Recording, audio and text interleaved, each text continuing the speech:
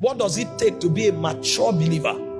You are not a mature believer because you have encounters with angels every night. You are not a mature believer because you have a title of a prophet. You are a mature believer because, number one, you walk in love. Love is the verdict of maturity in the spirit.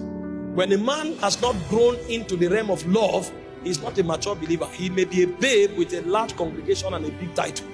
And so you find bitterness, you find gossip, you find backbiting, you find manipulation, you find witchcraft. All of those things are signs of the flesh. But a man who has attained love, forgiveness becomes the signature of his life, and brokenness becomes the expression of his essence. And so no matter what happens, you don't need to apologize before he forgives you. And you can never get him to a point where he's fighting with you. You can never get him to a point where he speaks evil about you. You can never get him to a point where he's bitter towards you. You can never get him to a point where he tries to pull you down. It is not, our world today is so bastardized. Manipulation all over the place because we are pursuing things, not God. When believers become truly mature, they can now live together. Today it's difficult to find believers coexisting together because flesh will not let it happen. Flesh can never let it happen. But when you see the early church, they were together, then they grew to one accord, then they grew to singleness of heart. That is maturity at work. They live by the verdicts of love. When a man becomes mature, the second sign is that he has control over his tongue. James says, see that man that is perfect, he has rule over his tongue. That's why the Bible said you can take over a city. He said, but you have no power over your tongue or yourself. He said, you are weak. The man that has rule over himself is stronger than the man who can take a city.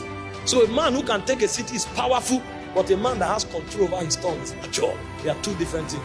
And so there are 7 scriptural references that defines what spiritual maturity is. We will deal with that when we are done with evangelism. But all of that is what brings you into maturity.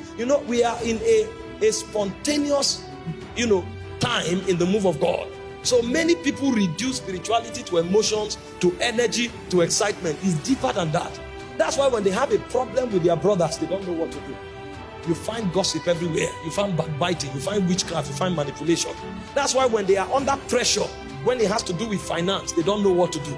Anything that attacks their lives, they become helpless because they are not mature. Even though they are excited about the things of God, they are highly immature about the things of the Spirit. Paul said something in 1 Corinthians 3 verse 1. He said, if there is malice, if there is backbiting amongst you, he said, are ye not carnal? Are ye not babe? Meanwhile, the church Paul was speaking to, he said, you have all tongues, you know all mysteries, you have every gift. Yet, he says this church is a babe and is immature. Why? Because the elements of the flesh predominates their relationships with one another.